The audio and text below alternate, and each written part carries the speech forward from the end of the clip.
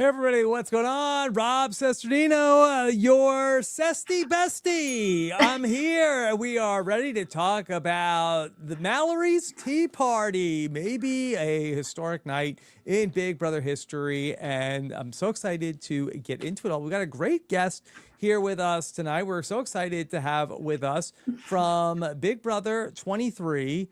One of my personal faves, Hannah Chaddha is here. Chaddha, how are you? I'm doing so well. Thank you so much for having me, Rob and Maggie. I can't wait to get into all things Big Brother 28. Yes, and also so excited to have here with us another one of my faves. It's Maggie Morgan. Maggie, how are you? I'm great. I have my tea ready for our tea party. Yes. It's like 90 degrees here in New York, but I am drinking hot tea for the bit, you guys. That's how dedicated I am. Okay, for the bit, we appreciate it so much. Thank you for being here for this tea party as we get ready for tomorrow night, some intrigue about the vote. Looking forward to talking about it all here with you. And Chaddha, how have you been?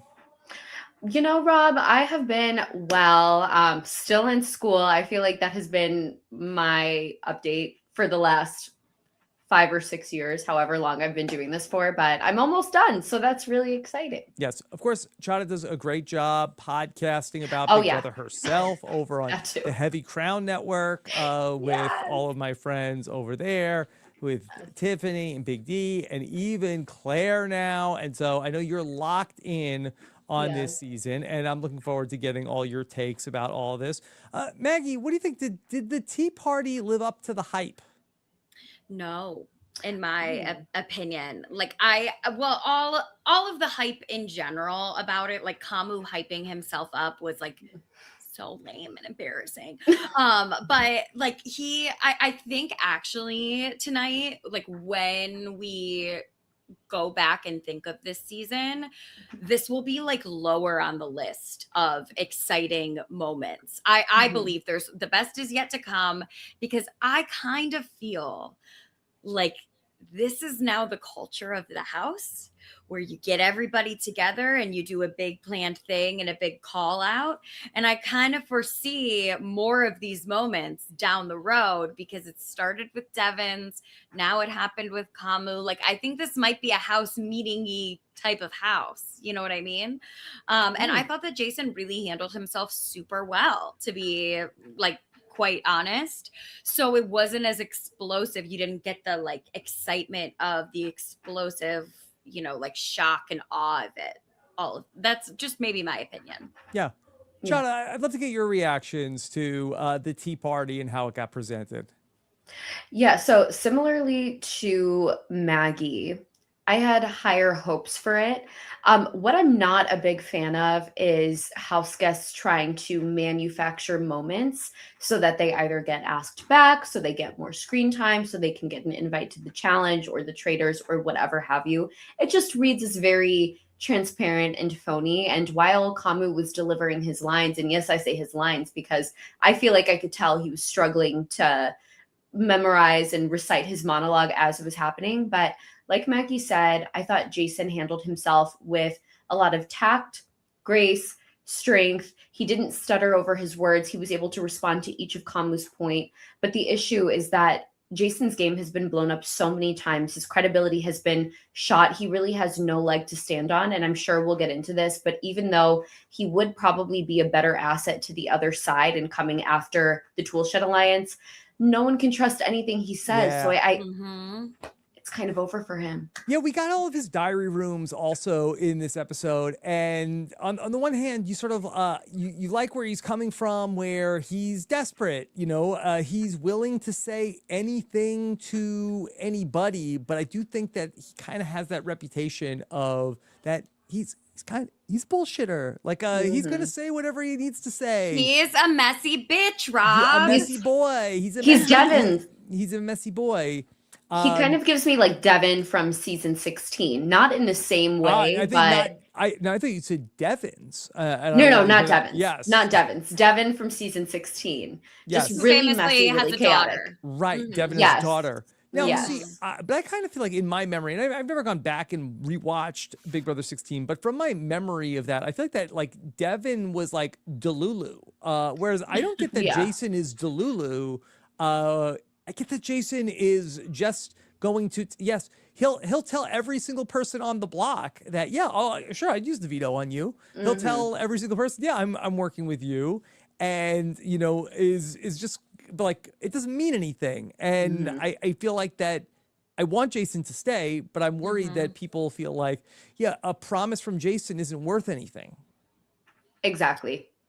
It's like, unfortunately, at this point, it's not until like this is what Taryn is always saying about winning power and how important it is. Like, in order for anybody to really trust you, you have to have power and you have to show them that they can trust you.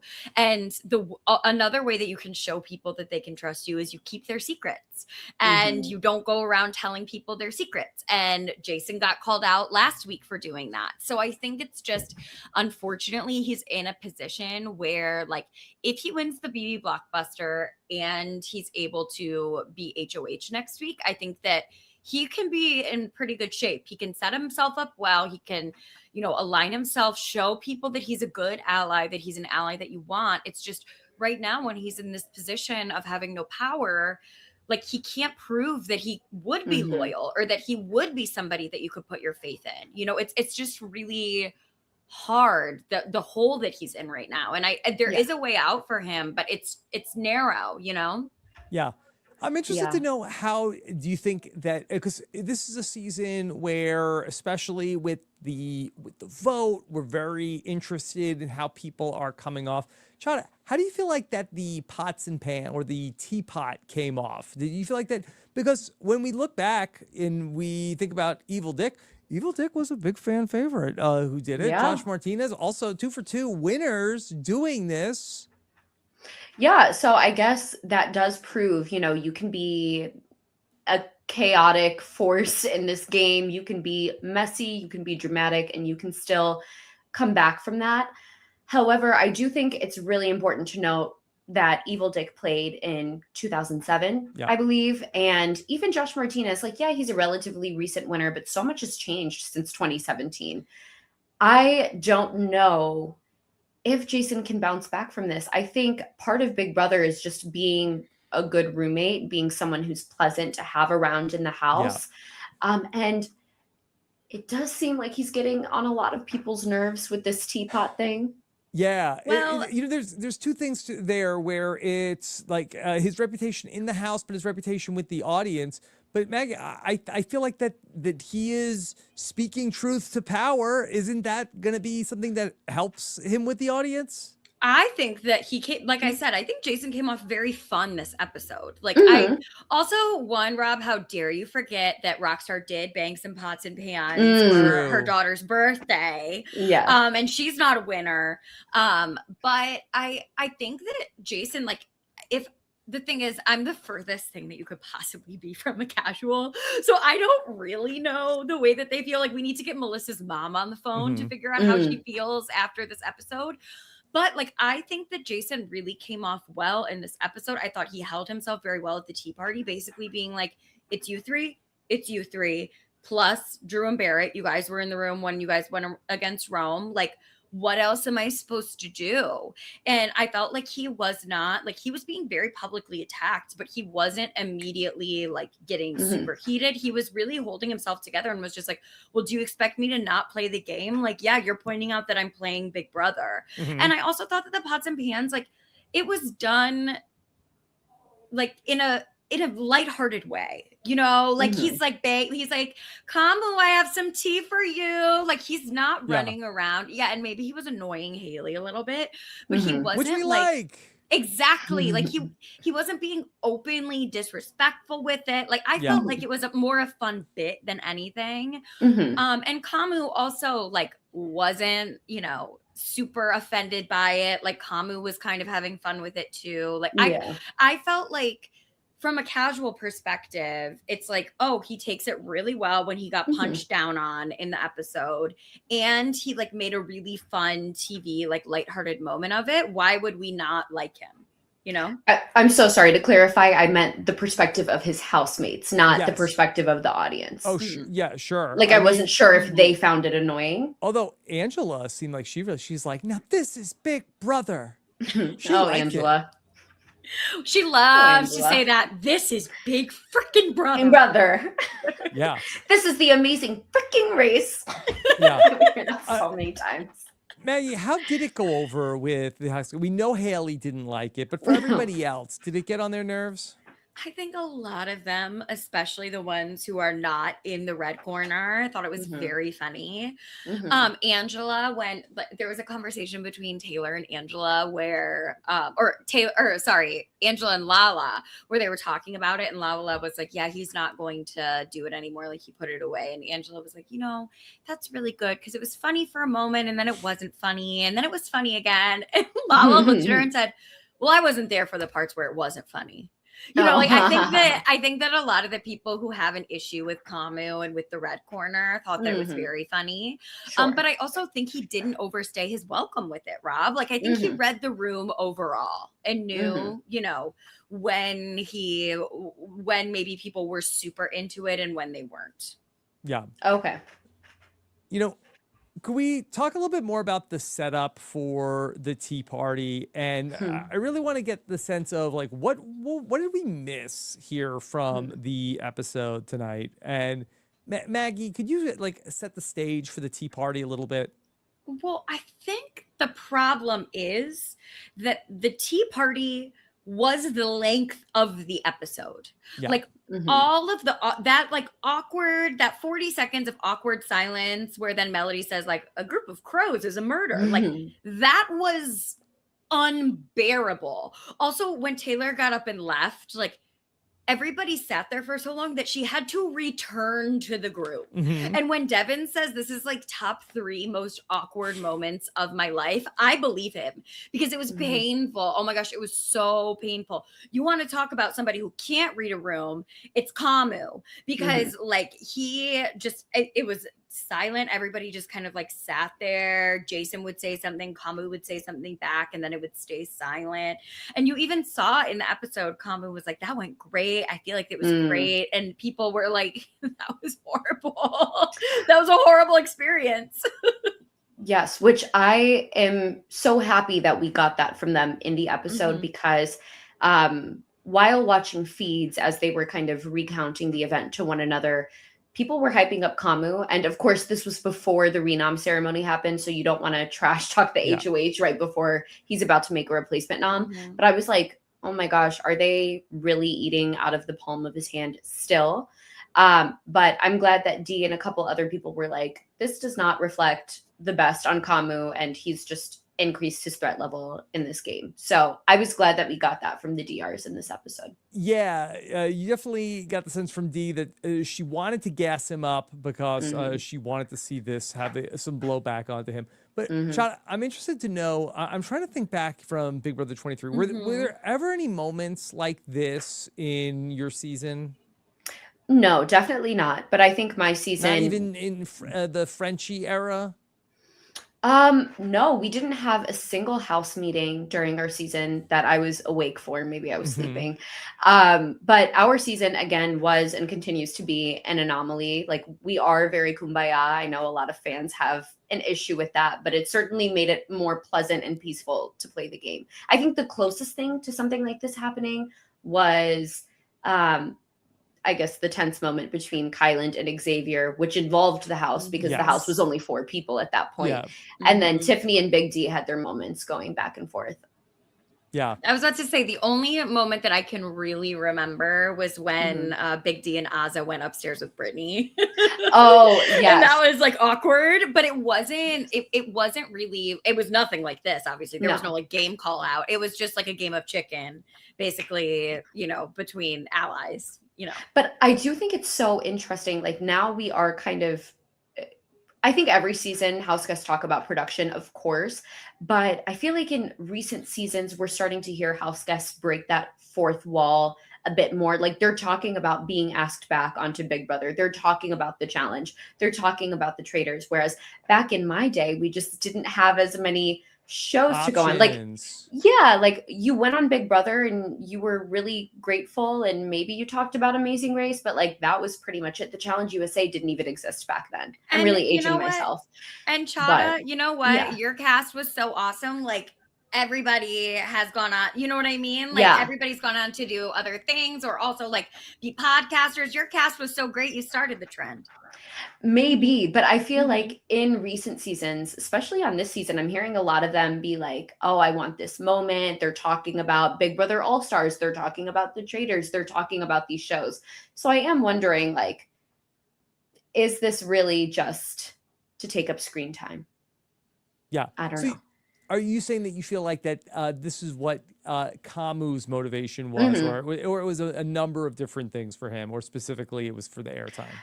I don't think it was entirely for the airtime. I don't think any decision can ever be chalked up to one thing in this game because this game is so complex. But I think it was partially that. I think he wanted to have all cameras on him. He wanted to have his moment on tonight's episode. But also, I think what's interesting in the game of Big Brother and even in the game of life, I think in order to justify your decisions, or like doing wrong onto someone, you almost have to villainize them. You have to paint them as a target so that you don't look like the bad guy. So I think this was his way of eliciting a reaction out of Jason. That way he can villainize him in front of the entire house and I guess not receive any blowback for then putting Jason up on the block. Yeah. Yeah. That there was his cognitive dissonance of like, I needed to have this big moment where I can really nail him for, I told him I wasn't going to put him up on the block, but I have this evidence that I want to show of like, he told people he would use the veto and he wasn't supposed to, Maggie. He shouldn't have done that. Yeah, No. after telling the whole house, as we saw in the episode, he told basically every single person, like, Jason is my backdoor target, but how dare he not hold up his end of the deal to use the veto where I want it? Like, please, this is the total example, like you said, Chaddha, of people looking for a reason to justify them doing something that they feel bad about. But it's also this thing that happens in Big Brother where it's like, I'm allowed to play the game, but you aren't. Like, you're not. It's okay when I do it, but it's not okay when you do it. Like, Kamu was planning on backstabbing Jason the whole week. If he really was like, let's work together, like, he was going to backstab him. So for him to publicly be like, how dare you? Like, please, you were going to backstab him from the beginning and everybody here knows it. That's why nobody's saying anything.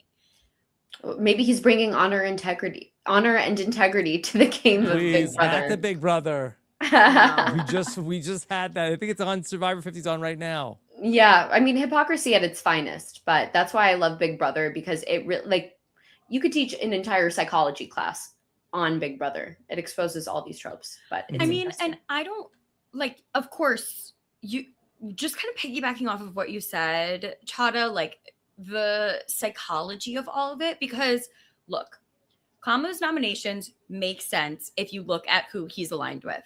Totally. But I would like to point out that he nominated 3 women to begin with and then backdoored the only queer person in the house. I am not saying that that was his motivation for why he made these nominations at all. I don't think that he was like, I'm going to put up all women and then I'm going to backdoor the only queer person in the house. But I think that if you look at people's alliances, you can see, as we always say, they gravitate towards the people that they feel comfortable with. Like the Littles all working together, those 3 girls who were all sitting the first week I was watching them on feeds talking about sororities. I was like, yeah, they have things in common. You know, people, you talk about, like, when you work with somebody in Big Brother, it's because you feel like you have things in common with them. Chaddha, I'm sure you can speak to this so much more. Oh yeah, well, intelligently. Well, but also like the cookout, yeah. That, but also the people that you worked with more publicly in the house, you know.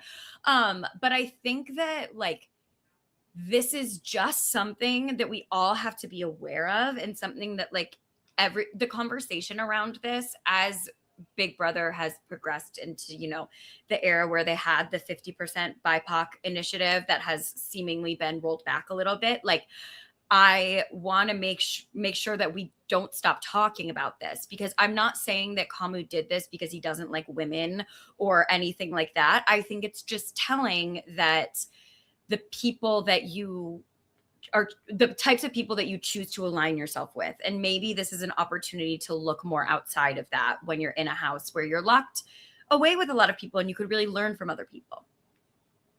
Well said. Well said, Maggie. So, not sure where to go. Sorry. From that. I was hoping Chaddha was going to say something really profound. Let but me rack my brain.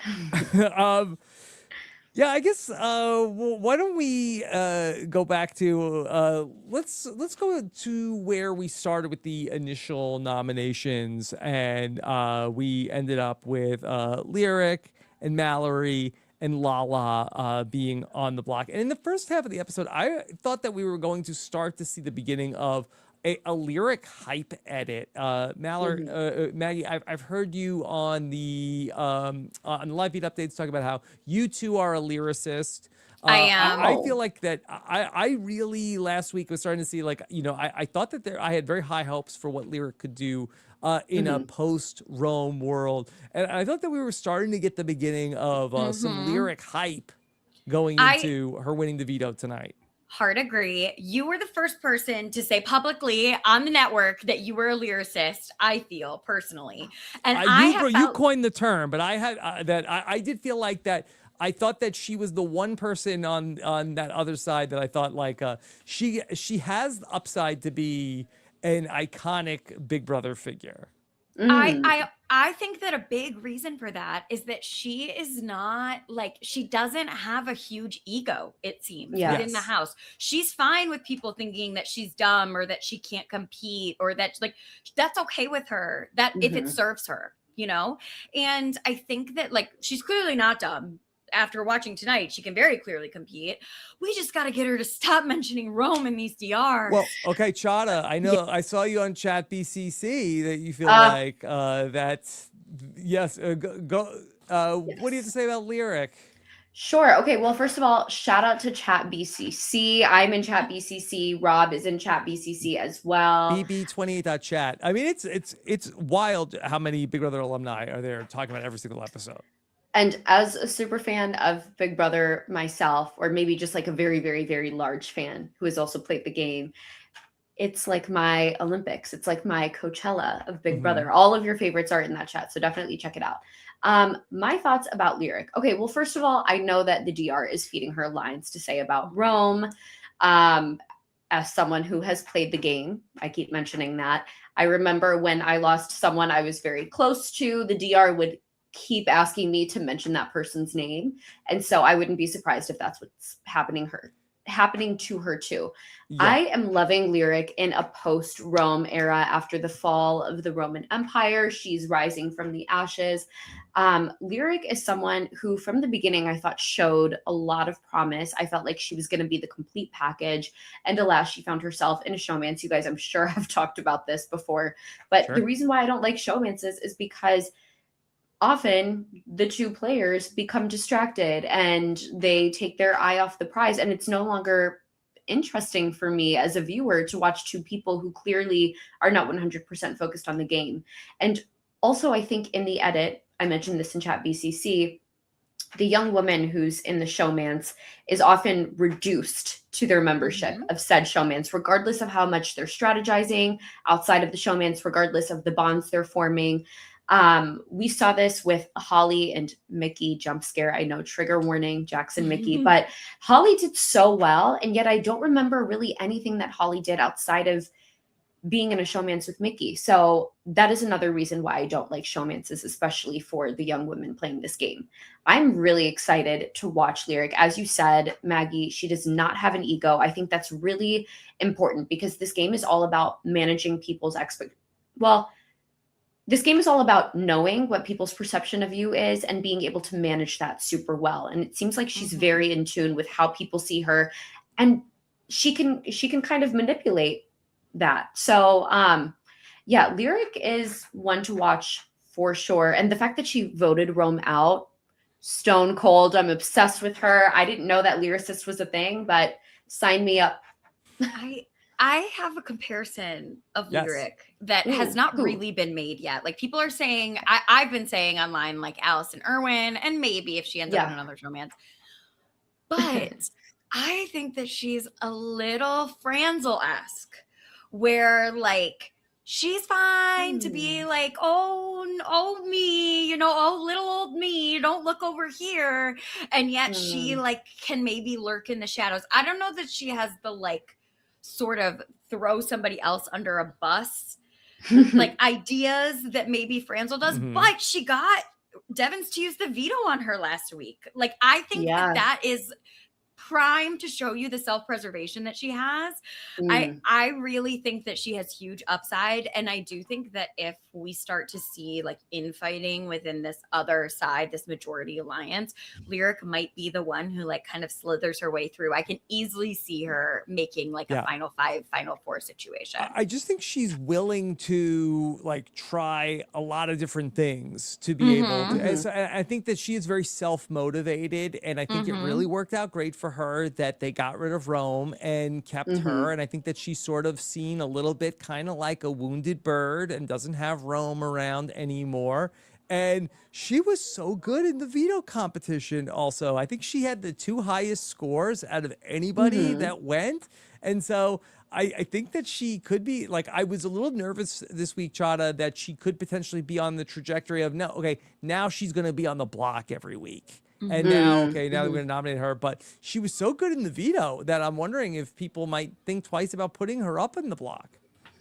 Yeah, I mean, it could go one of 2 ways. Either they could start seeing her as an asset. And so she has now maybe managed to change her perception from perpetual pawn to, I can use her. And if I align myself with her and she has a really good shot of winning power, then, hey, maybe she'll use that power in my favor. So I can see that. I mean, she's also getting closer to Kamu on a personal level and Chuk on a personal level. And I wouldn't be surprised if she maybe uses Angela's relationship with her daughters at home to kind of work her way into Angela's heart. So, I don't know. I also want to just piggybacking off of that question, Rob, with like her being seen as a big competition threat. Like, I think she can really thread the needle and be kind of in the sweet spot, because even when people have talked about her win, they've been like, well, it's because she plays pickleball all the time. Like nobody's really been like, and she was so athletic and she was such a badass the way that they have been about Mallory, where she's been getting called pipe queen, this huge competition threat, and they're targeting her when her and Lyric now have won the exact same amount of competitions. Lyric kicked everybody's butt the way Mallory kicked everybody's butt. Like, I think it's just the perception that Lyric is able to craft for herself in there. And I'm a real lyricist. I really am. I also do want to point out, because this is a strategy that I most definitely used. I wore my hair a certain way. I did the blush. Like, I really tried to make myself appear as young as possible. I feel like Lyric might be doing that too. She always has the pigtails. She's very small, kind of like when she's talking to certain people, she'll raise the octave of her voice, change her pitch. So again, it's all about being aware of that perception and really using that to your advantage. And I think Lyric has shown so far that she's really good at having that skill. Yeah, I think that that's also super interesting. I've seen there is a lot of discourse about that as well, but I kind of feel like that if she is weaponizing it, it makes me like her more as a player. Me too. Yes. Me too, Rob. Yeah. Yes. I think it was a little weird for me to watch with Rome because that was, I don't know, I just felt weird. But now that Rome's gone, I'm a Lyric stan. What can I say? Sorry, Maggie, I interrupted. Yeah, I think the Rome thing is complicated because she does have feelings for him. So it didn't seem like that she was really trying to manipulate Rome. But now that Rome's like kind of off the table, I think like I'm very interested to watch the way she operates in the house. She's an interesting, unusual player, I think. Yeah, and she had a nice moment with Mallory. And I like that the two of them, they're sort of like in this foxhole together and they're crying together and they're besties. They're on the block. And so I'm very attached to Mallory also. I really don't want to see her go home. Rob, I am so attached to Mallory. I heard you say this, maybe it was with Taryn on the BB Q&A. Yes. About like how you really liked Mallory and you didn't want her to go home. Yes. And I was kind of like, oh, really? Like Rob's into Mallory? I'm into Mallory. Yeah. But she is so quirky and interesting. Yeah. Like I feel like she was cast to fit the kind of like Kelly, like quirky role. And she definitely does, but in a totally unique way. Like, I feel like she's very different than most people that we see on the show. Yeah, honestly, I feel like that, and I hope I'm not forgetting anybody, but I feel like that the four younger women on the cast, like, I think that they all are very interesting and they all bring like a very different dynamic to it. I mean, we have the littles who are always together in Melody and Mallory and Lyric, but Taylor also, I'm sure we'll talk about more, has really come into her own as well. And so I feel like that the four young women all like have a lot to offer, and I really do hope that we can see more from all of them. And that Mallory, I really do want her to say, so by process of elimination, I'm kind of out on Lala. I'm sorry to say to all the Lala stands that I feel like that my best case scenario for Thursday's eviction, we'll talk more about the vote, it would be for Lala to go home. Chaddha, how are you feeling about Lala these days? Yeah, it does hurt my heart. You said what? Neat lady. I'm sure she's great. Neat lady. Yeah. Yes, beautiful gowns. Beautiful gowns. No, she seems so sweet. But unfortunately, the reason why I tune into Big Brother isn't to watch nice people being nice. Yeah.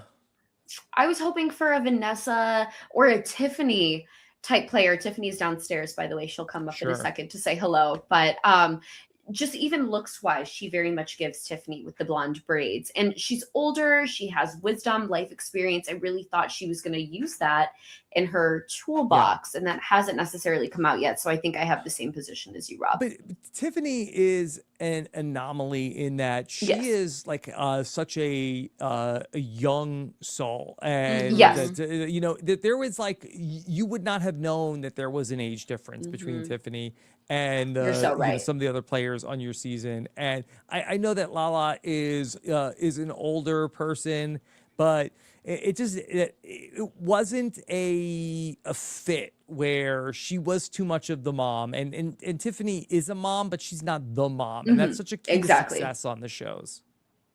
Exactly. Yeah, nobody on your season was going around calling Tiffany like Mama Tiff ever. She also said we couldn't do that. She was like, I'm not your mom. I'm not the mom. Don't call me Mama Tiff. And Big T was like, noted. I don't like you. I was like, oh, whoa, what's going on?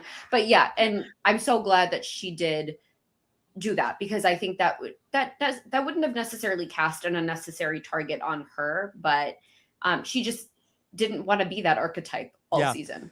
Yeah. And I know we're talking Big Brother, but it happens in Survivor too, where the women who are seen as the mom of the tribe, like it's a big hurdle for them to overcome, especially when they get to the end. And it's really the women who are mothers but are not the mother to the people that are out there. It's like that they sort of like hold those two things separately. Like I am a parent, but I'm not here to be your parent. And I think that that's an important distinction for people. And I know there's a whole double standard with nobody's saying like, well, Devens is the dad of the house, and we have a problem maybe with that. Daddy, Rob. Yes. Have you seen the Discord? Yes. What is the discourse? I want to know. People are making thirst cams of Devens. Rick Devens. Really? Of him. Yeah. How does it feel, Rob, to be off of the thirst cams from your trader season, that now they're moving on to Rick Devens? Listen, I'm so happy for Rick. And I saw that somebody was on Twitter, I saw like really like trying to call out all of the plastic surgery that Rick Devens has had. Wait, hold on, over the last couple of years. Rob, that's mean. meme. It's That's a meme. Oh, it's a meme. Okay, I was Oh. but They're yeah, like buckle fat removal, eye lift, like right. Botox. Well, Rick has, I think, Oh, lost a my lot of weight since when he played on his first season of Survivor. But yeah, I saw Yeah. that, and Becca Devens was responding to it. How does So Becca feel funny. about the thirst traps? Is she honored? Is she confused? She is. She's been commenting and she's been like, he's always been hot, which is what you should say about your man. Very Mhm. sweet. Yeah. Mhm. Mackie, you've said beautiful Was gowns. Nicole Beautiful was gowns. Nicole text or commenting that on yours, Rob? You know, I don't want to speak for her. I don't The wanna first get lady? myself- I don't want to get myself in trouble. But I feel like that I feel like that she does not particularly like seeing any sort of like objectification of myself. Okay. Well, that's good. She That's wants people fair. to respect you, Keep it Rob, classy, for your everybody. mind. Yeah. Yeah. Let's see. I wanted to talk about Devens and the power a little bit in terms of we saw a lot of speculation about for Diamond Devens, as they called him in the opening. John, so in your season, I'm trying to remember what the name of it was. I know you were very instrumental in sort of like breaking open the strategy of who got to go. What was the room called? The high roller room? Yes, you got Yes. it. Yes. Yeah, good memory. Oh my Good memory. gosh. Pulled it Oh my out of my gosh. ass at the last second. Yeah. So can you talk a little bit about what it's like to speculate about what America is doing with the vote? Well, okay.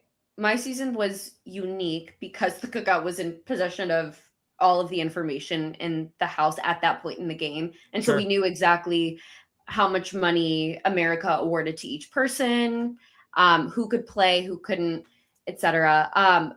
But I'm typically not a fan of America's involvement on seasons, just because I do feel like that compromises the integrity of the Sure. game. But I know I would be in that house definitely going crazy and spiraling to try to figure out, like, does Devens have the power? What is it? What could it be? What were some of the powers in past seasons? I thought it was crazy how Barrett called that out. And I'm wondering if Barrett did that innocuously or if he was specifically looking to gauge their reactions. But I feel like now in real time, the house guests are kind of aware that it's Devens, right? Yeah. Well, I thought it was wild that Jason called out Devens at the tea party about Oh, that, yeah. like, oh, do you have the power? And Rick was like, no, I wish. Yeah. I wish. I thought Yeah, you had it. Devens. I thought It's a you good had it. Devens, I thought Rob. you had Yeah. the power, Maggie. I don't have the power. America hates me. Yeah. Yeah. Right. And then his evil laugh, the Yeah. like, oh my. Yeah. Oh my. Maggie, I liked also what you were saying on the update about when Rick Devens with the power, and Taryn had laid out the case about how a person really could use the diamond power of veto to really like lay down the law on this season. I initially also agree with you that Rick Devens is looking for his big flashy move. But I know. we'll see. And I do feel like that, like Rick Devens is starting to really learn how to slow play Big Brother. Yeah, and he said tonight in the DR, like, I might be able to do something creative with this. And I was like, oh, he's gonna figure it out. No. But I also think that, like, if his number one ally in the house was Hannah Chaddha, she would already be like, well, this is what we're doing with it. We're obviously going to blackmail everybody. But D is a little different, I feel. I'm not sure that D is going to be thinking in that way either. Like, I think that D will just follow Rick's lead. I think that D... Something that I've noticed, and D is playing amazing, right? She's far and away playing amazing. But I do think that D is struggling a little bit with keeping all of the plates spinning in the air. I think that sometimes her mind, like, she gets a little too focused on one thing and she really lets some things go. And right now, it's all been fine. Like, all of that's been fine because they've held so much power and they continue to with the diamond power of veto. But I do feel like I remember on BB20, Taryn would every week be like, Tyler's kind of really dropping a ball here. Like, is something bad going to happen? And then it wouldn't. But like, there was always some type of danger that like, it's very hard to play the type of game that like Tyler Crispin played, the type of game that Dee is playing, because it's exhausting. It's exhausting to keep that level of, you know, that sheen up, that level of relationship up with every single person, to have your mind be thinking all of the time. Like, Hannah, you can speak to, you were in the house, you know how exhausting it is. But I do think that sometimes like Dee slips up. Like, she said something about Devens having the power in front of Angela the other night. Like, I think that Dee sometimes can be a little messy in the way where, you know, Parvati, Dee and Parvati really remind me a lot of each other. You agree, Rob? No, Sorry, I I'll let agree you. 100%. I think that both of them, and you know, it's been, you know, pretty well documented that they are elite social charmers. Of that, they really, the person that they're talking to, they make them feel like $1 million, and people fall under their spell. Both of them. But I don't think, with all due respect to both mothers in question, that I don't think that they are always like long-term elite strategists. And not to say, and Parvati pulled off one of the greatest moves in the history of Survivor when playing two idols at the same time at one tribal council. But I think that they both work best in part of an ensemble, and I think that in that ensemble they are not neither of them are the person who's really the long-term planner. And they both have this quality that, you know, my friend Lincoln pointed this out. Actually, I can't like take full credit for this, but they both have this quality where like they're there to, like, it's not that deep. You know, like, it's not that serious. Like, we're having fun here. It's not that serious, you know, where they're like a little giggly about everything. But Parvati also would find herself in these situations where like she has that iconic confessional where she says, I've gotten myself in quite a pickle. And pickle. Yeah, exactly. I feel like Dee, maybe because we can see all of this, like I can see everything that's going on because it's Big Brother and we have the feeds, but I do feel like Dee is some of these spinning plates. All this to say, I think that she's maybe not, like I said, if Devens had you, Chaddha, to bounce this off of, like, I think he would be in a much better position than he is with someone like Dee, who will be like, great, what should we do with it? You know, that kind of thing. I love this, I guess, perspective that you guys are giving me on Dee, because I didn't watch Dee on her original season of Survivor. And so I'm still kind of trying to figure her out as a person, as a player. I do like her so far, but I don't want to say she hasn't been playing Big Brother yet. She has been, and she's been doing a really good job. But as you said, Maggie, she's been comfortable. She's been in power for the last 3 weeks. And so, yeah, she's building those relationships. But when she finds herself in jeopardy, vulnerable, on the block, and the diamond power of veto has already been used, or maybe it's Devens next to Dee, and so Devens has to use it on himself. Well, if I was a betting woman, Devens may not, but I digress. I am curious to see how Dee steps up to the plate. Also, we've talked about this on the Royalty podcast over on the Heavy Crown Network, but Survivor and Big Brother, because of that time difference, really does make the games like night and day almost, because you do have to think in the long term. We're on day like 29, is it? No, day 24. I think we're on day 24. We're 1/3 of the way through. Hamster Watch put out the tweet that we're 30 or 33% of the way through. Wait, okay, so maybe we are on day 29. Yeah, that sounds about right. Yes. But yeah, we're on day 29. Like, the Survivor season would have been over at this point. And so, I'm just curious to see how they navigate the rest of the season. I think they moved in July 9th. I feel like it's so July 24? They moved in July 7th. I think it's like day 22. 22 or 23. 23 or 24, something like that. 25% of the way done. Yeah. Okay. A quarter of the Sorry, way. everyone. That tracks. Yeah. Fake news. Sorry. But I mean, still, like We this got it Friday right is eventually. 26 days. Yeah. Yeah. I think also that Dee is a little bit that she likes to be a little messy. I think that she, I don't want to say that she gets bored, but I think she wants to also, like, she likes the chaos. She likes, and not like Rick Devens likes the chaos, but she enjoys when people are fighting. I think that that's exciting for her. Hannah, Yeah. like, just to put it into perspective, on her original season that she won, she knew all the votes were going one way, and she threw a rogue vote to someone just because she didn't like him and she knew he was going to stay. Like, she knew he was staying, but she just threw the vote to him because she was like, he is annoying. And she voted for him. And I respect that. Yeah, exactly. So, like, that's kind of the perspective of, like, and she's an elite Survivor player. She's one of the best winners of the new era, if not the best winner of the new era. But, like, she does things like that. I am curious because I've heard her say this, like, oh, I'm the most dominant player of the new era. I've heard other people refer to her as one of the best players of the new era. I haven't seen that many new era seasons. Can you guys explain why?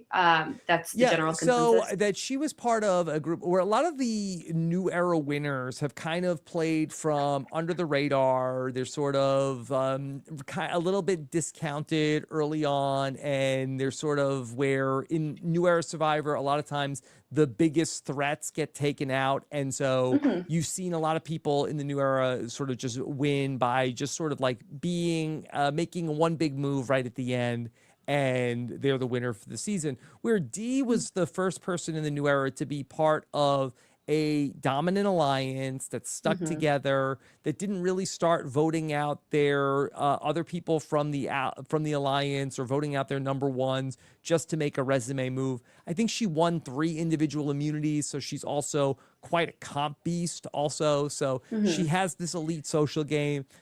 She was part of this very dominant alliance. She made moves that other people didn't know about, where I think that one of her signature moves were that she ended up on the vote that got out Emily Flippin in season 45, where she told her number one ally, Julie, to play the idol on a night when everybody was going to then vote for her, and then it bounced off of Julie and went to Emily Flippin, but she acted like she didn't know this. She had a showmance in that season also with a guy named Austin, and she ended up keeping that secret from him for the whole season, then went to the final 3 with said showmance, and then told everybody that she lied to him, and she actually revealed his secret to Julie that night. And she really put him in a blender, Chaddha. She really put him in a blender. So she did a lot in that season 45. And so compared to the other winners of the new era, I think she really, accomplished the most. Gotcha. Okay. That's really, really interesting because she found herself in the dominant alliance on season 45, or I shouldn't say found herself. She put herself there. She was part of the dominant alliance. Yeah. And, so far she's been part of the majority alliance. She's in the tool shed. And so when that does inevitably break up, because all big alliances on Big Brother split up with the exception of one. Anyway, I wonder how she is going to pick up those pieces and maneuver the game moving forward. On season 50, I don't remember her being part of a dominant alliance, but she was also sent home pretty early in the game. There was no dominant alliance really in season 50. I mean, she did have the people that she was working with early on in Tiffany and Camilla, and then ultimately after the swap, Dee was part of a group that they sent out Charlie, but then they blindsided Jonathan, and then very quick she was like at the merge, she was like almost the consensus vote. Everybody realized like, hey, we just have to get her out now. It was hard for her though, because she was the only winner like at that point, it was really hard. She came into that season with a huge target on her back. Sure. But I also think that she won when she needed to in 45. Like there were moments when she was totally going to be targeted. Like she was not, but she won those immunities when she needed to. Okay, since we're on the subject of Dee, I actually think that Dee is in a bit of a pickle, because I predict Dee will not get the power next week. And I wonder if we see a scenario where Dee gets passed over, does not win one of the first 6 BB time capsules. Is this a hot take? Hannah Chaddha. This is a hot take.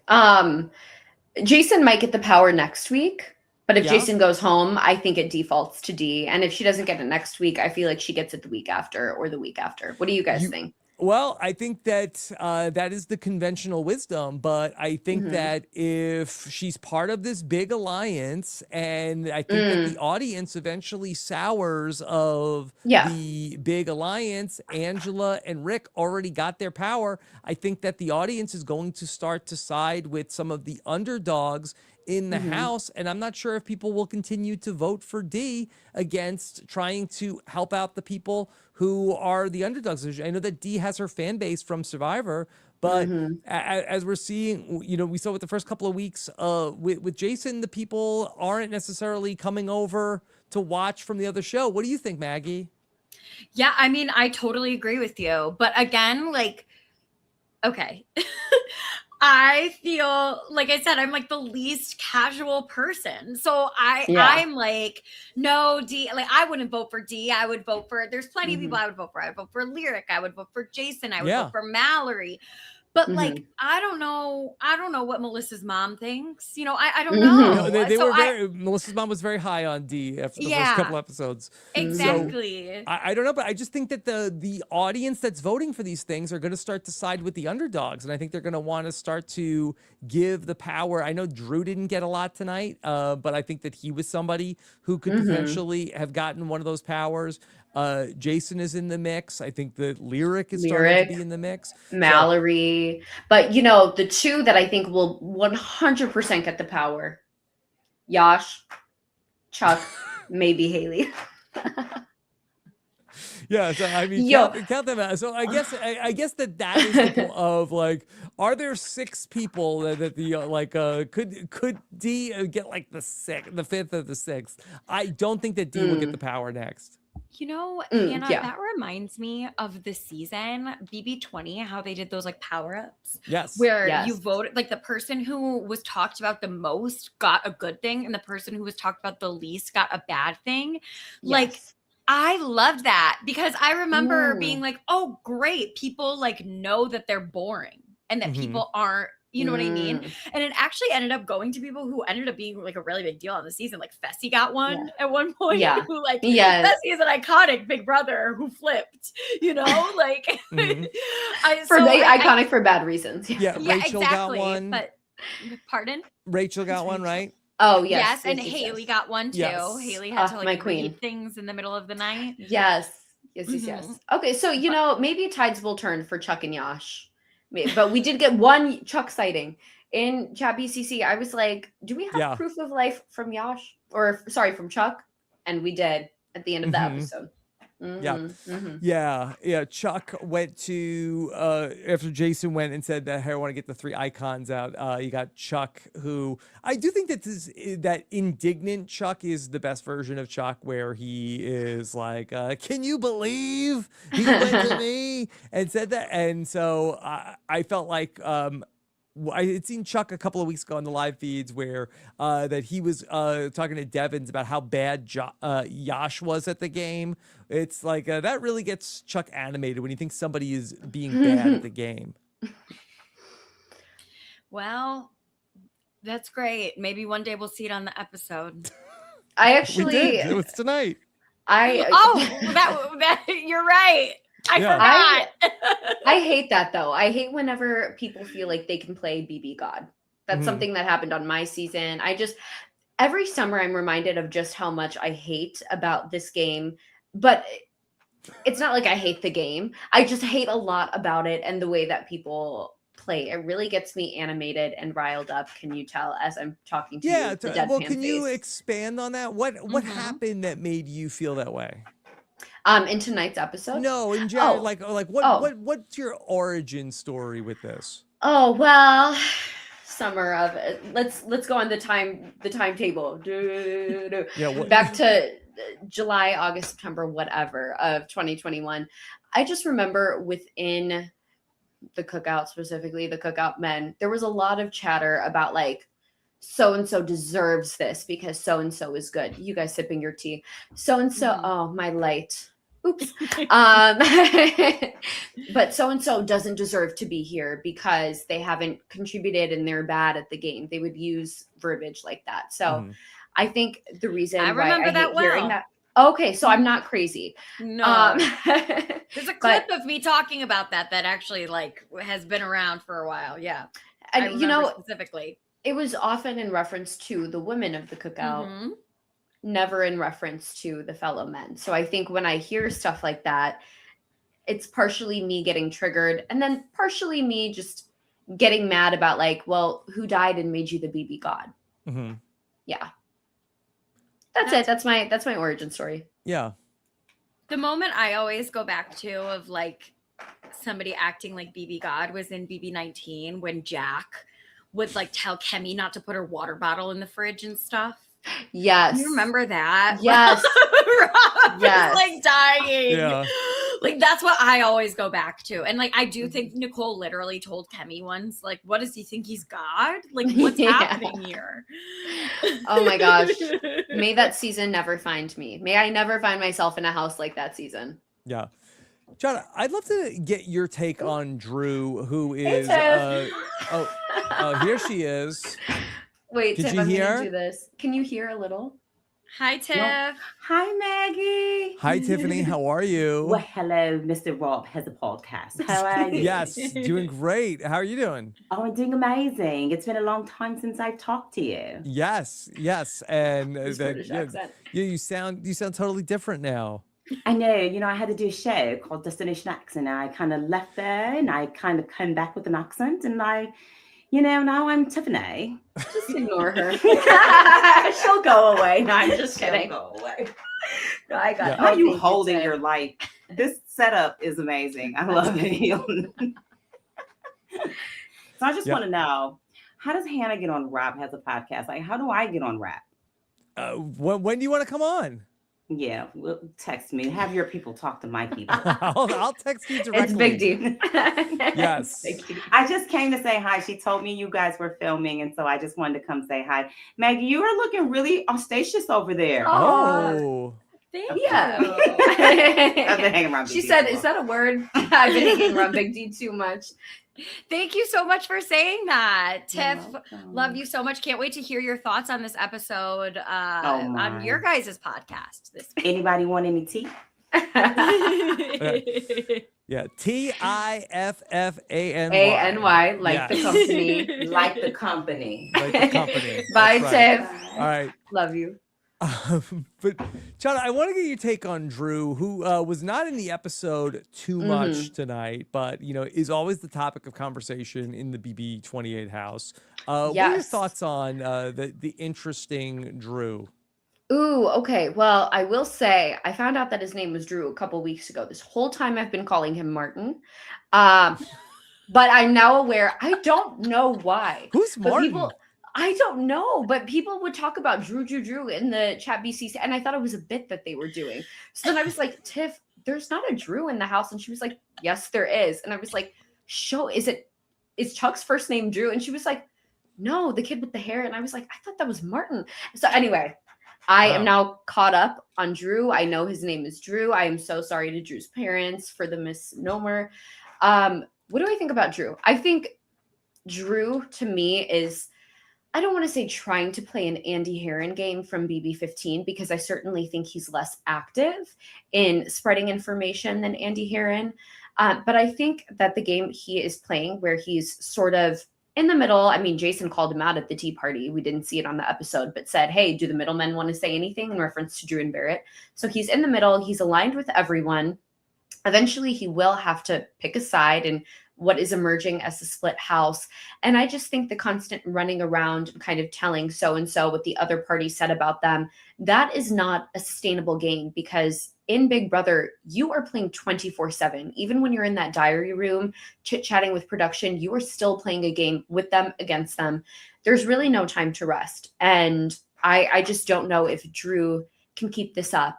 or if it's going to catch up to him. I mean, Angela has her sights set on Drew. It's almost like she has this obsession with trying to get Drew out. And so, yeah, I'm just kind of wondering at what point is Drew's plate full of dishes going to drop. And I also do kind of want to touch on his flirtmance with Melody, whatever you want to call it. Yes. I've seen some people kind of compare it to Amira Corey. I don't know if that's necessarily what I'm getting from it, but I do think it could be one of those things that also works against Drew, because now you have the Toolshed Alliance really questioning, like, will Drew turn on Melody when the time comes? And Drew is assuring them yes, but Drew's fighting for Mallory to stay. So it's like, if you're fighting against the Toolshed for Mallory to stay, I don't believe that you're not going to fight for Melody. So I don't know. I don't know how much longer he can sustain the game he's playing. Yeah. Maggie, it is going to be very interesting, like, when this comes to a head of what comes next for Drew. Where does he get exposed, and then ultimately that they get their way and they get him out, or is this sort of like the start of like a second life for Drew?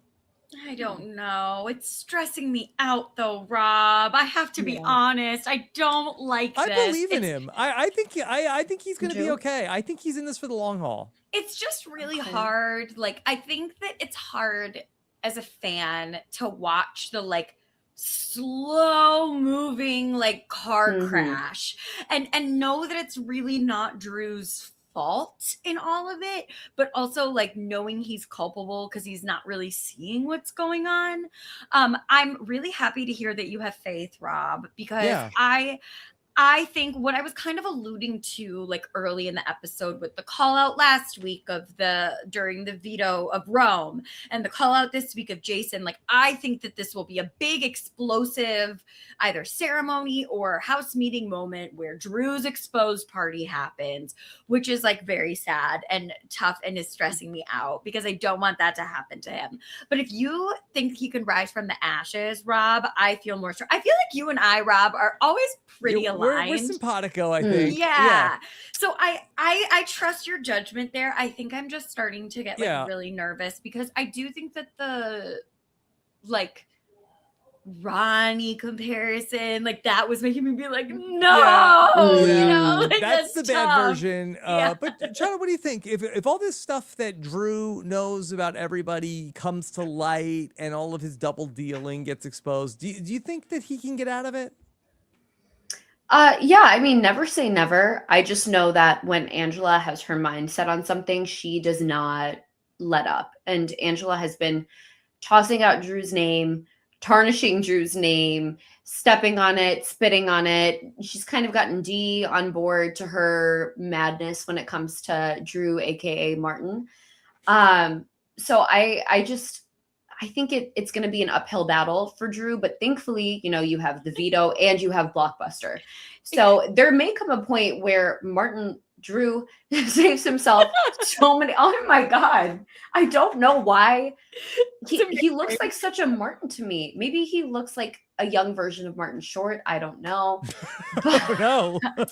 I don't know, but maybe he just wins Blockbuster so many times that they just stop trying to target him in an you know what ideal the upside world. of this is? Like the Martin? true upside of you saying Martin made me think of this. What if Angela and Drew are the new Karen, Kevin Martin from BB Can 5? Where Karen is like that Kevin Martin, and all season They go to is the like final two, Angela exactly. Drew's oh like, my Angela, gosh, you're with me. Drew like, wins. what if that's what happens? Okay, so maybe. I think in order for that to happen, Drew would have to be made aware that Angela is relentlessly coming for him because Karen was so conspicuous about it. I think soon that's happening pretty soon. Yeah. I don't think that she can hide it much longer, you know? Yeah, we'll see. We'll see. Yeah, and I feel like that, you know, Kevin ended up getting like super exposed. It looked like that he was he was going to go out, and then he just won all the comps on the end. So maybe that could be ultimately a historic comp run for Drew. All right, I want to talk about the vote. I think we should bring in what's going on the live feed. So why don't we go ahead and head to the spoiler section? if that's good with you two. Anything else from the episode proper? No, I just- mean, go ahead. I'm just saying, like, I think Melody and Drew are like pretty cute. Mm-hmm. I think it's fun. Yeah. I'm having fun with it. All right. Sorry, sue me. Yeah. All right. I'm just a girl. No. I know. I like them too. Here we go. All right. Let me see if let's go into our spoilers. Here we go. The Office of Civil Defense has issued the following message. This is A spoiler. warning. A spoiler. Warning means that an actual Spoiler. against this country has been detected and that protective action should be taken. I tried to spin around 100 times. I don't have a lot of space right here, but now I'm dizzy.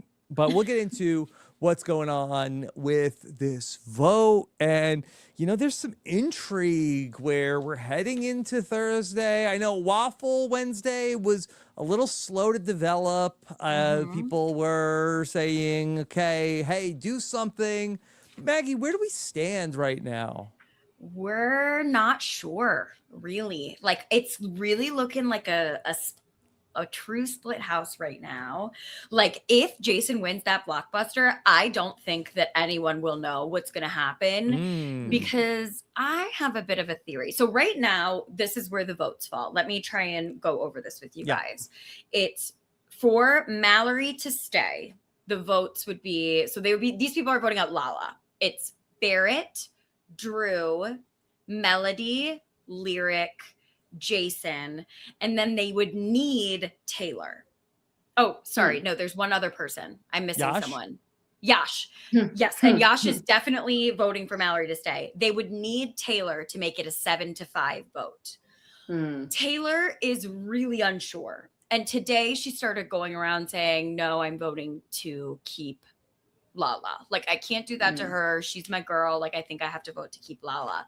This is kind of happening because last night, Kamu and Devens came to her and was like, we have to keep, like, we have to vote out Mallory.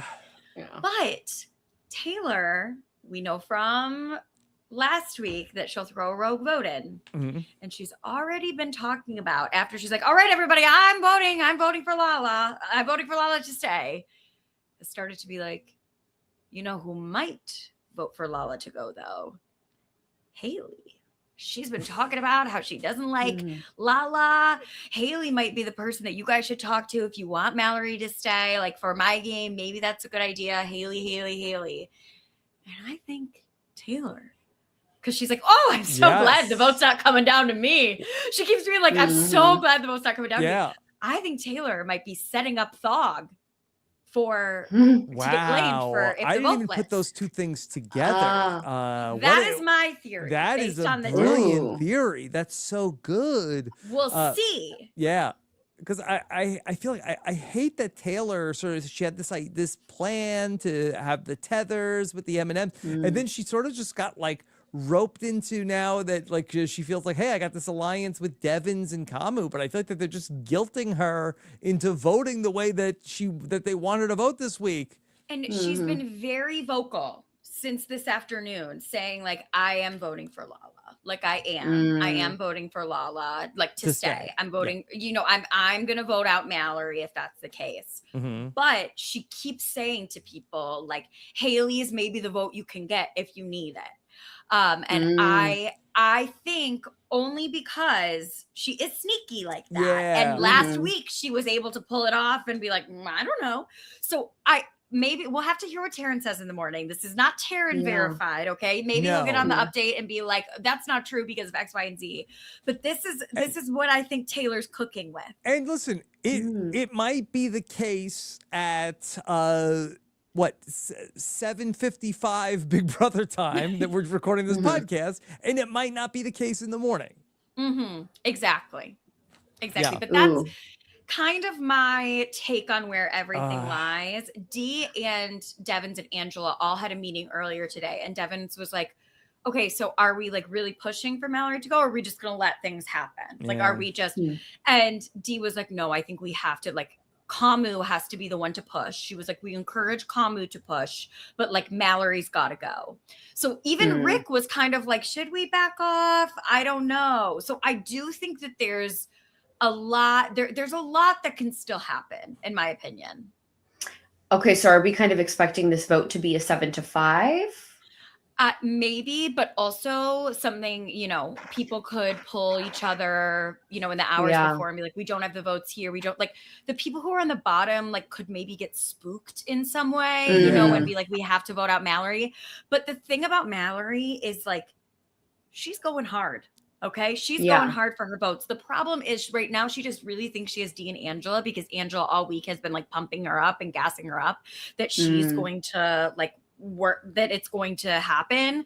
And like she's working for her. So she really thinks she has Dee and Angela in the pocket. So she's less concerned, I think, than she maybe needs to be. But like Mallory is somebody, like Mallory in the house is a little bit of a hater. Like she's like these vets, like it sucks. So I feel like she's not somebody who's going to lay over and die, right? She will fight until the very, very end. Yeah. Well, which is why she's absolutely more of an asset for that side than Lala. But I am curious, Drew and Barrett have 100% as of this moment in time committed to voting for Mallory to stay. Is that the case? Because, well, 100% right now, because they kind of got the okay from Devens and Dee. Like they floated it out to them and they were like, yeah, I mean, sure, that sounds like I'm open, you know, and that's what Dee was telling Devens, like, and Angela in their conversation. She's like, no, we keep saying like, what do you think? Like, whatever, we're very open. But the truth of the matter is like, they need Kamu to be the one who's pushing, and they'll at the end of the day back off and be like, well, we don't want to go against Kamu, the HOH, you know? And I think that they're also like, if this fails, it's on Kamu. Like, it's not on us, you know? Yeah. So yeah, we'll see what happens though. But I wonder if this whole conundrum is Drew and Barrett kind of declaring a side. I think that it is inadvertently. I think that they have Dee and Devens' blessing, but I think that Dee and Devens are like going and whispering over to the red corner, like, see what they're doing, see what they're doing. And that's really making like Kamu, especially a spidey. It's a test. Yeah. Yeah. Like when parents say like, yeah, sure. But you know, they don't want you to do the your thing. Judgment. Yeah, exactly. I'm not a parent, but that's what I'm imagining. Yeah. Oh boy, this is sounding so exciting, but I've been doing this podcast long enough to know an exciting Wednesday is often a real flopperoonie on Thursday. So many times like, oh man, do you realize what could happen tomorrow? But boy, Jason winning the blockbuster and then Mallory staying in the vote would hit so good. Oh my God. It really would. Inject it in my veins, Rob. Inject it into my veins before we see Mallory voted out 12-0 on Thursday night. But I really hope not. Yeah, that would be. I think that it'll still be. I don't think that she'll be a 12-0. I don't. Yeah. I think that it would be like, because what they're saying, like everybody is convinced that it might go to a tie. Kamu's like, Taylor, we need your vote because it'll go to a tie. And I'll be the deciding vote. And they seem like to be super okay with that. And I think that that's part of it too. I think that like Dee and Devens won't correct Barrett and Drew because they want them to be on the wrong side of the vote. So they can be like, see, they're not with us, you know? Listen, Angela's going to have a field day with that. A field day. Yeah. I would love Jason to win the blockbuster. I want Jason to stay, but I think it's more important to the resistance that Mallory stays than Jason, because I think that Jason is too much of a lone wolf where, you know, he wants to go after Kamu, but I could see him turning on, on anybody at this point. I could see them all going up to Jason and being like, it's Drew. Drew's the one. And Jason being like, okay, it's Drew, you know? But also he is really like, he clocked it in the Tea Party, you know, 3 vets, 3 red corner people, you know? So, I mean, I do hope that if Jason, I still want Jason to win blockbuster, A, because I hate how isolated he looked at the Tea Party, B, for representation purposes, C, he's entertaining. And I do feel like Jason is now aware, hey, this side, like the Toolshed Alliance, staunchly does not want to work with him. And so I really hope he takes that as a sign to stop pandering to them, even if they are in power. Yeah. And he starts playing this game a bit differently, because I do feel like Mallory has a better chance of staying against Lala. Obviously, if Mallory wins Blockbuster and Jason's up against Lala, it's probably going to be unanimous, or very close to being unanimous. So I'm still rooting for Jason. Does Jason have any votes up against Mallory or Lala? Sorry, Rob, can you repeat that? Does Jason have any votes up against Mallory or Lala? So there has been talk of it. This is the thing. The lyric melody, like they would love to keep Jason. Yeah. But they're getting spooked and they're getting nervous, and already they're like calling it off. So I don't think that Jason will end up having any votes. Like there, of course, like the idea is there, but I think that I think Monday night there was some talk, but it had fizzled. So it seems like Blockbuster or bust for Jason, and then there is a path for Mallory against Lala. Yeah, a girl can dream. Yeah, boy, Julie is going to be so sad if Lala gets voted out. She loves Lala.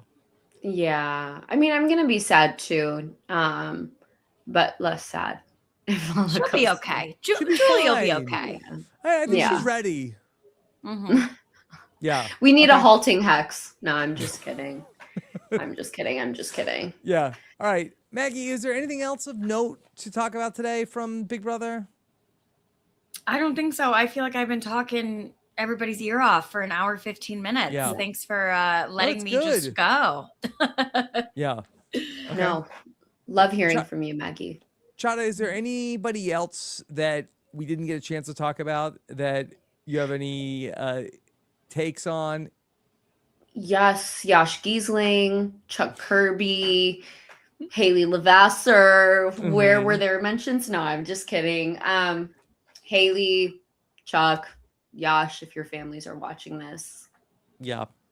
By process of elimination, we'll eventually get to them as the season goes on. But I guess I did want to kind of touch on Taylor's strategy a little, just because she did cite the cookout as her inspiration for it. She talked about how she envisioned the house as sort of like 5 trios, and each trio has this tether, and each person in the tether has 2 kind of side pieces. And so that is the house's structure in her mind. And I thought she clocked the infrastructure of the house super, super well. And while it was a well thought out plan, and I appreciate the fact that she is being strategic here, I think, and I mean, it doesn't seem like that strategy really took on a life of its own. I think if Kamu actually believed in it as she was presenting it, Kamu would have been like, yeah, let's iron out the details. Let's talk about this some more. Let's bring in Devens. But I think she just brought it up a little too late, because the 5 tethers, they're not really working together. So it's almost like, what is going to unite this group of people?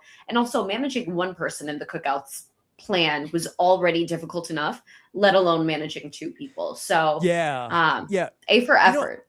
I wonder if it would have worked better for her to go to like 5 people on the bottom, as opposed to, she sort of like went like sort of like top down of like, oh yeah, Devens. She went to people who were like in really good positions, but I kind of wonder if she had sort of like, okay, who are the 5 people who are like the person in the worst spot in each trio, and then tried to sort of like build it from the ground up. Yeah. The problem with that though, Rob, is usually the person in the worst spot in a trio, like is the one who's the least self-interested, you know? So that, I feel like you're asking to get ratted out in that situation, you know? And that's probably why she didn't approach it that way, especially before the nominee or the veto ceremony. Because if it gets back to Kamu that a plan is hatching and he's not a part of it, maybe she was scared. Yeah. I mean, she did have the line of the night also, that all she wanted to do was drink tea and eat a damn sandwich. What was relatable. The line she said? Yeah. I think that was it. Yeah. Yep. Yeah. And I can relate. That is all I want to do in life too. Actually, no, I think that is all I did in the Big Brother house. I really just drank my chai, and ate. Like those are the core memories, and like followed Big D around. Like that's what I can tell you about my experience. But the food was so good. It was so good in the Big Brother house. Yes, but we had Ozza and we had Ozza, Derek X. We were eating good.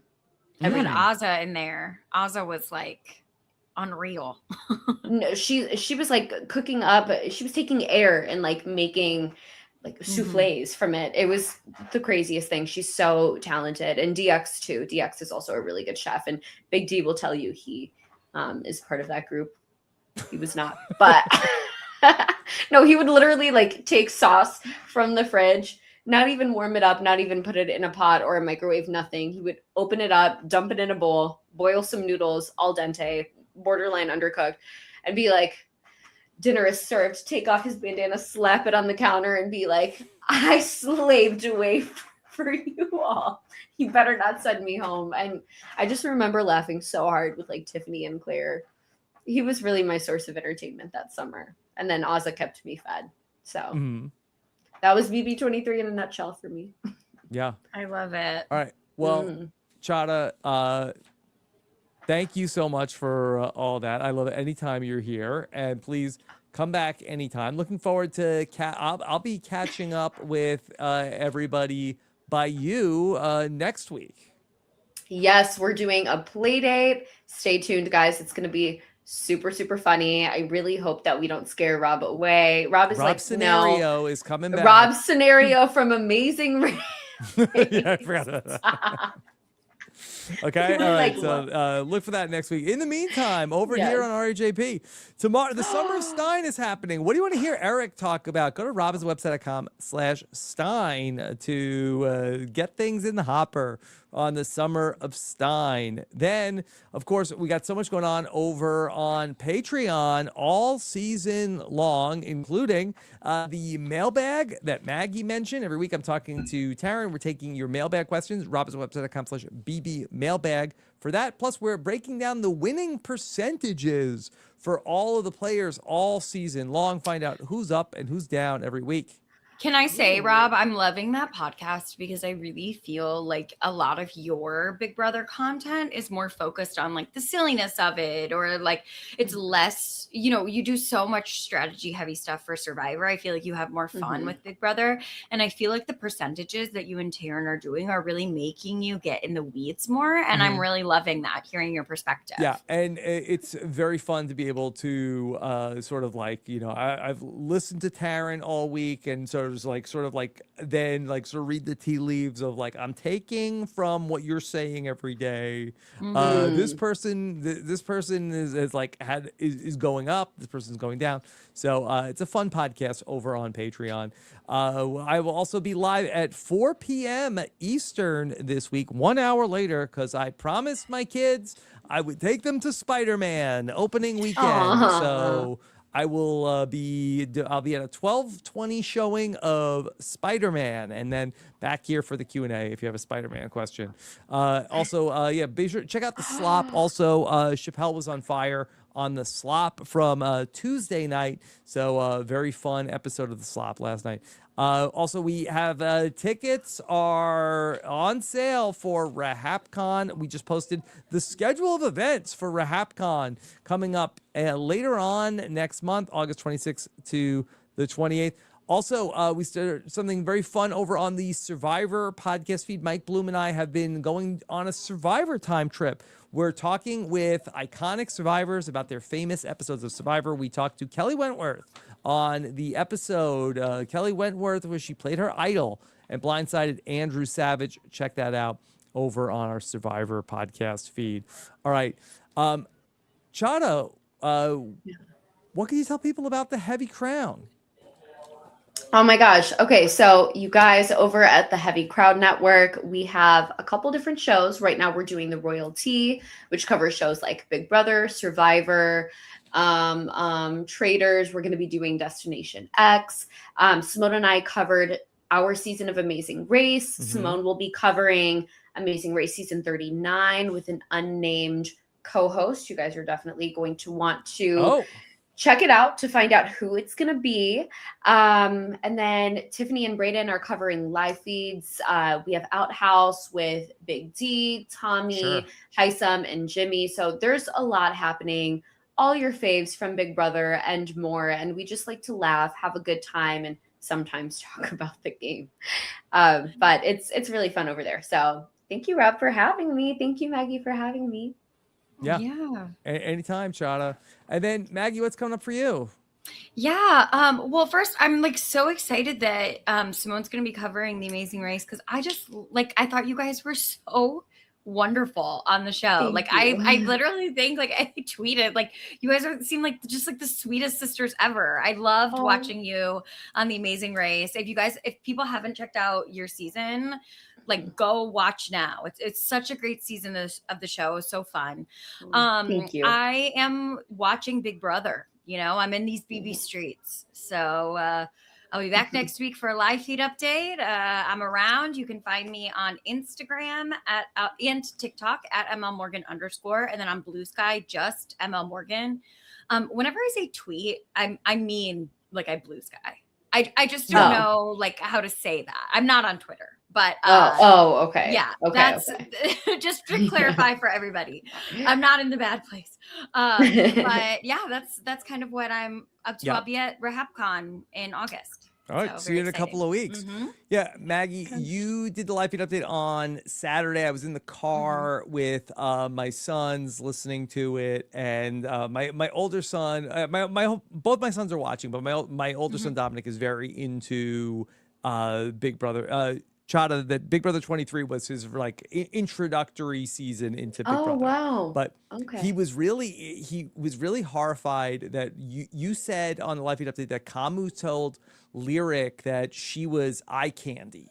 And he was like waiting for, like, oh, is he gonna say to Lyric in this episode that she was eye? Like, they don't put everything from the live feeds into the show. Ooh. Quick question. Do we think that Lyric and Kamu will become a showmance eventually? I think that it behooves Lyric. Well, I think it depends on what behooves Lyric. I think that, like, she's got kind of Chuck on a leash right now. I think that she's got Kamu on a tether. Like, I think she's just trying to figure out where her next move is. Yeah, exactly. I think maybe if it's good for her. Yeah. That's what I thought. Okay. We'll see. Maybe. All right.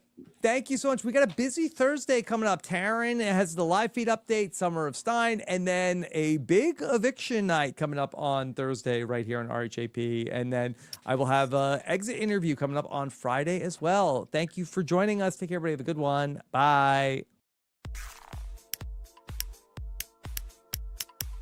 This is RHAP. We know reality TV.